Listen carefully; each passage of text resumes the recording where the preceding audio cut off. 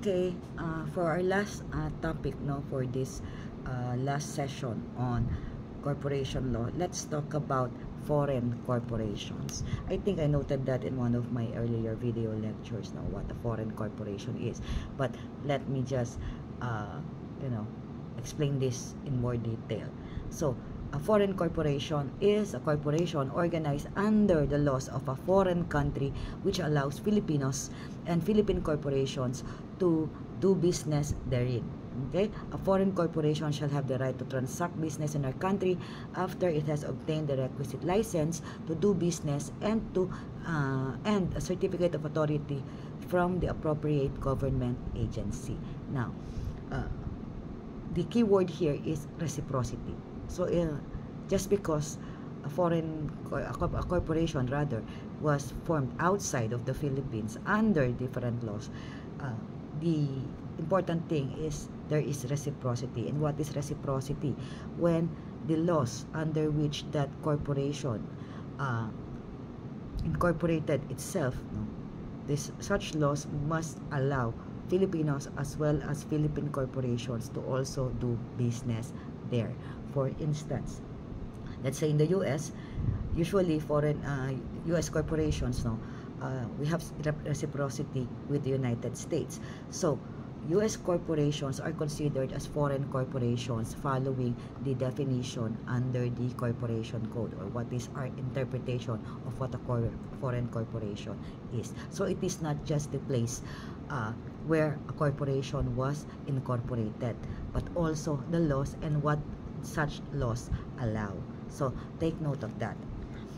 May reciprocity sana. So, for example, let's say Slovakia. If Slovakia's laws will not allow Filipinos, and Philippine corporations to do business therein, a Slovakian corporation or a corporation which was incorporated under Slovakian laws will not be considered as a foreign corporation in our jurisdiction. Okay. Now, why do we need why do we require foreign corporations to obtain license to do business in the country?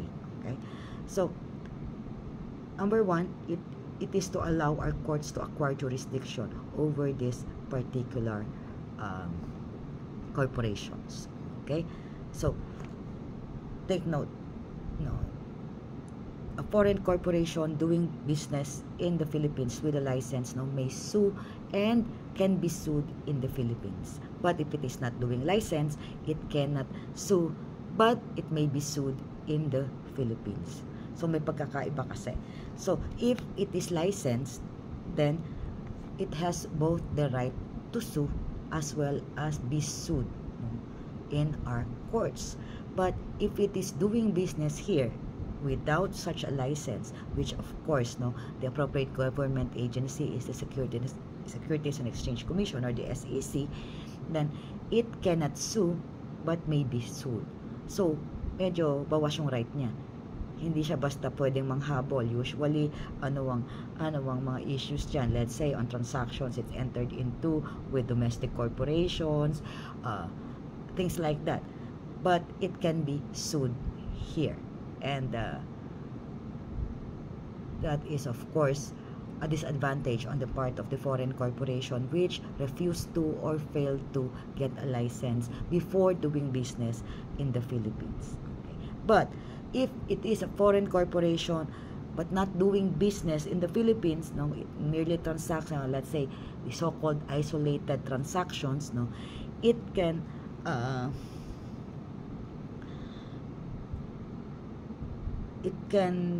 still sue, even if there is no license at all.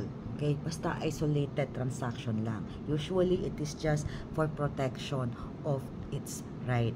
Let's say, IP, intellectual property. So,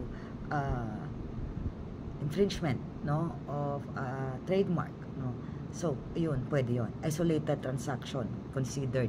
And therefore, it can now sue the erring corporation or the other party to protect its rights. So, it's just considered as an isolated transaction. Okay. So, what is the effect? Take note that if a foreign corporation which does business in our country without a license, no, and a Philippine citizen or entity or corporation, no, which has contracted with that corporation, may be stopped from challenging the foreign corporation's corporate personality in a suit brought before our courts. Okay.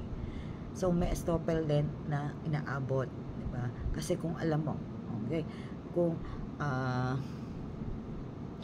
alam mo na wala naman siyang lisensya to do business here and you still contracted with that foreign corporation, then the Philippine corporation or Philippine citizen or Philippine entity rather, pwede siyang ma-stop rather from questioning the personality of that corporation if ever a suit is brought before it in our courts. So, sample natin, si X at si Y. Si X, yung local corporation. Si Y, si foreign corporation. It has no license. Alam naman ni X. Tapos, later on, hindi nagbayad si X kay Y. Y decides to file a case. So, X can no longer now assail Y, no, or cause the dismissal of the case simply because the Y has no license to do business in the Philippines. Okay? So, hindi ka pwedeng makinabang doon sa kawalan ng license ng foreign corporation. That is actually the moral lesson of the story. Okay. But what exactly is doing business? When is a corporation considered as doing business? Mahabang-mahaba yan kasi based on the Foreign Investments Act. Soliciting orders, service contracts, opening offices, whether called liaison offices or branches, appointing representatives or distributors domiciled in the Philippines or who in any calendar year stay in the country for a period of or periods totaling 180 days or more, participating in the management, supervision, or control of any domestic business, firm, entity or corporation in the Philippines, and any other act or acts that imply a continuity of commercial dealings or arrangements and contemplate to that extent the performance of acts or works or the exercise of some of the functions normally incident to and in progressive prosecution of commercial gain or of the purpose and object of the business organization. Okay. Haba nung discussion. But what should you remember? No? Yung mga keywords natin dito is continuity, no? Implying act or acts, implying a continuity of commercial dealings or arrangements. Okay? So, hindi lang siya isolated transaction. Hindi lang siya, isa o dalawa. May continuity, meron kang purpose. So, parang purposeful yung dealings mo or transactions mo. Okay? So, to continue that particular definition, sabi, provided, however, that the phrase doing business shall not be deemed to include mere investment as a shareholder by a foreign entity in a domestic corporation duly registered to do business. Okay? In those instances when a foreign corporation's ownership of shares is allowed and or the exercise of rights as such investor, nor having a nominee director or officer to represent its interest in such corporation, nor appointing a representative or distributor domiciled in the Philippines which transacts business in its own name and for its own account. So, that is not also doing business in the Philippines. Okay. So, paano lumalabas yung mga tanong sa bar examinations when we talk about foreign corporations? The concept of doing business is one such possible question. There have been bar examinations where it was asked. So one such bar question was, give at least 3 or 4 examples of the acts or activities that are identified as doing business in the Philippines. So yun, at least lagay mo soliciting orders, service contracts, opening offices, or appointing representatives or distributors domiciled in the Philippines for at least 180 days, or Any act that imply a continuity of commercial dealings or transactions. Pwede na yun. Not exactly the entire thing which I mentioned or read earlier. Kasi sabi naman 3 or 4 or something. Parang wala pa namang bar exam na parang kailangan i-enumerate mo lahat ito. Napakahaba din kasi naman ng provision ng law pagdating sa what constitutes doing business. But at least you know the gist of it, and you know at least one or two of those acts, and the keywords like continuity of commercial dealings or arrangements. Pwede na yon, diba? At least may idea na, or at least makikita na examiner that you understand what doing business in the Philippines is. Okay? So, yon, you can say soliciting orders, opening offices, and appointing representatives or distributors domiciled in the Philippines. Now, what are the other questions, no? Pwede rin itong mix doon sa mga questions on nationalized industries. So, take note of the Philippine Constitution's provisions on the nationalized industries and on the nationality of corporations, which we talked about in one of our meetings. How do you determine the nationality of a corporation in relation to whether or not it can go into a particular type of business or industry in our country. So, pwede ding masama doon ang question on foreign corporations. Okay? Now, what else?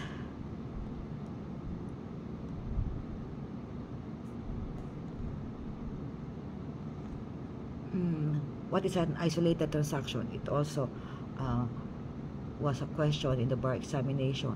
So, it is a transaction or series of transactions set apart from the common business of a foreign enterprise, in that there's no intention to engage in a progressive pursuit of the purpose and object of the business organization. So, that is what is considered as an isolated transaction, as an exception to the doing business definition that we have earlier. So, pwede yun. Okay? And that can also be a question. How would you now differentiate an isolated transaction as composed to an act which comprises doing business? So, you need to be able to know the difference between the two. Okay? So,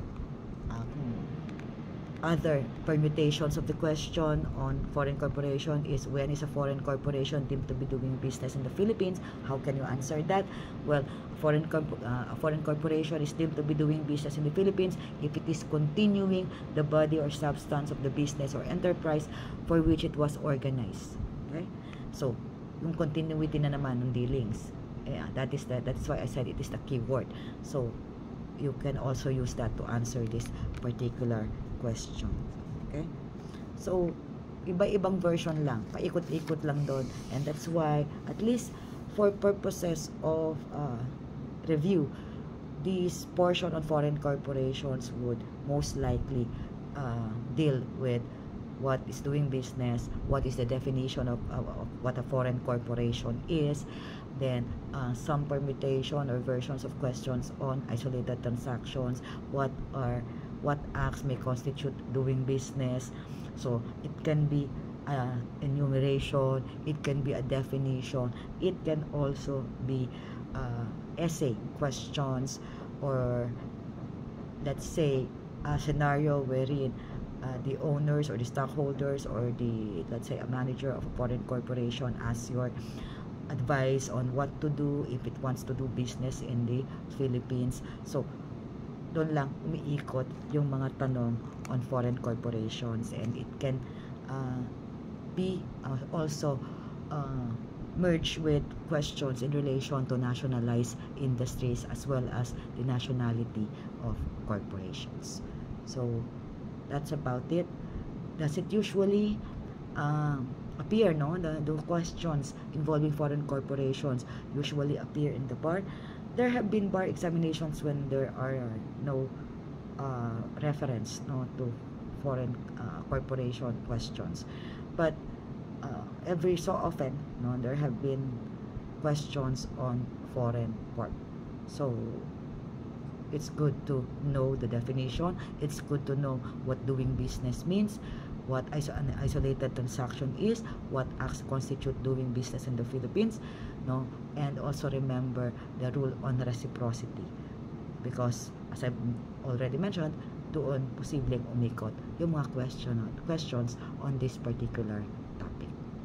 Okay, so that's about it. And then later on, no, we will have the quiz, no, for corporation law. So it will cover all that we have discussed so far. This is just a review.